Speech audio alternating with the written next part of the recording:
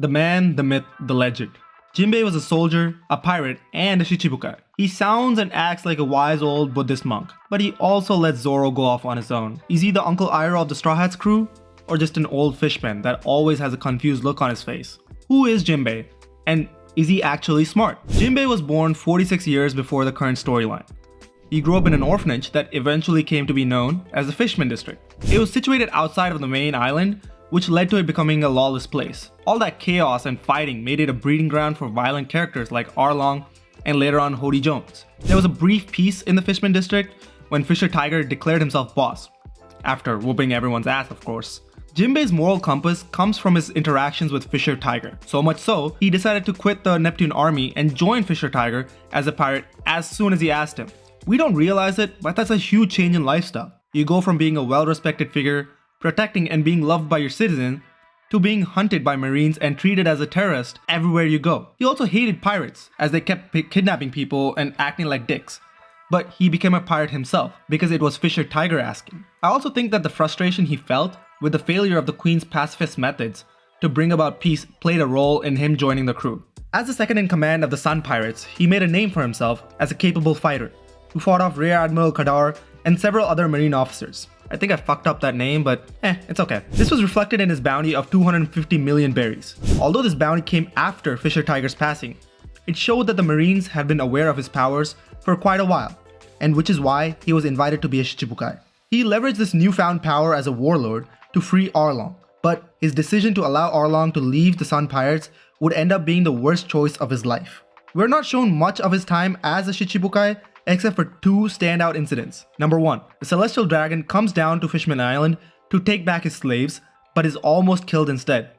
Queen Otohime comes to his rescue and pleads with the people of the island to not pass down the cycle of hate to the next generation. The same person who once viewed Otohime's ideals as ineffective and basically weak, now understands the need to follow that path because of his experiences with the Sun Pirates.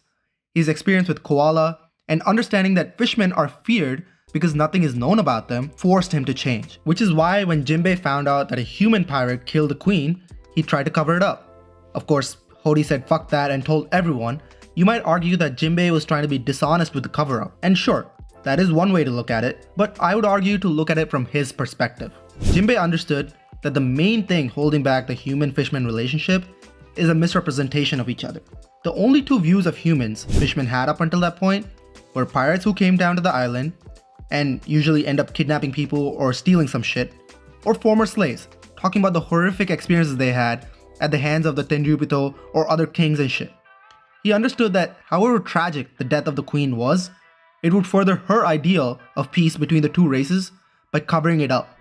Similarly, humans also had a very narrow-minded view of the fishmen.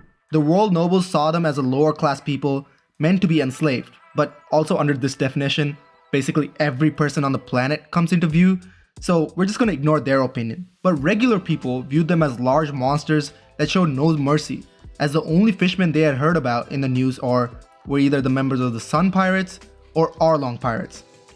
We have become accustomed to the nuances of different pirate crews and their moralities and shit, but for regular people, both the Sun and Arlong Pirates are equally bad, which led to people thinking fishmen equals to pirates equals to very scary. The first person to break this cycle of misrepresentation was Whitebeard. He claimed the Fishman Island to be one of his protectorates, which stopped pirates from kidnapping their people, but it also showed the fishmen that there are other kinds of humans out there, which is why he held Whitebeard in such a high regard. The respect Jinbei held for him is what led to incident number 2, Jinbei fighting Ace. It's not that Jinbei didn't believe in Whitebeard or his crew's power, but he fought Ace because it was the honorable thing to do. That's the first word that I think of when someone mentions Jinbei, honor. Jinbei comes off as the most honorable person possible, which makes you want to put up a poster of him with a motivational quote underneath it. But Jinbei's honor is something that has evolved over time and is actually quite hypocritical. Why would Jinbei, one of the most outspoken opponents to the world government's ideals, choose to be their warlord? To understand why Jinbei chose to be the Shichibukai, despite his ideals, we have to understand Fisher Tiger's will and hypocrisy that Jinbei has inherited. Fisher Tiger entrusted his entire crew with his will of bettering the human-fishman relationship, but he himself could not bring to stop hating humans because of them betraying and enslaving him, which is why he rejected human blood even though it could have saved him. And at the very end, Fisher Tiger admitted that the Queen's methods were the right path, but he could not bring himself to overlook the tragedies of the past for a better future. Also, an insane detail I noticed while making the video is that the ideological battle between Queen Otohime and Fisher Tiger could be, I'm not saying it is, but could be based on Indian history. Otohime's ideology is like Gandhi's, and they both were willing to take a bullet for peace, but also faced similar criticism by others for trying to forgive injustices in the name of peace. Fisher Tiger represents lesser known Indian freedom fighters like Bhagat Singh, who insisted on using violence for freedom, and just like in One Piece, the two groups disagreed with each other's method but held a mutual respect for one another. This dilemma of knowing the right path for a better future but not being able to take it is the bedrock of Jinbei's honor. His honor is completely detached from his personal image and is willing to take any action to better the standing of fishermen, which is why he was willing to take on roles like a pirate or Shichibukai even though he hates being associated with both of those groups. The conclusion I have reached is that Jinbei is not smart. He does not have the book smarts of Robin, Nami, or Choppa, and neither does he have the technical smarts of Usopp or Frankie. I made a video a while back about how Luffy represents emotional smarts, but I don't think Jinbei is that kind of smart either. In the video, I state that nobody's born with emotional intelligence, and that Luffy got better at it with some fuck-ups. I'll leave the link in the bio if you want to check it out. But Jinbei, on the other hand, refused to confront his fuck-up. If he was emotionally smart, he would have stopped Arlong from leaving, or would have gone to East Blue later on, but he didn't because he couldn't face his failure. So he isn't especially smart in any aspect, but he is wise. He has the wisdom that is lacking among the Straw Hats right now, and it comes from his past as a brutal person.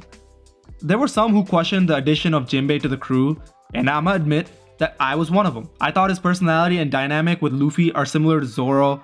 There was no recognizable personal goal of his to connect with, but the main talking point was that he's too old.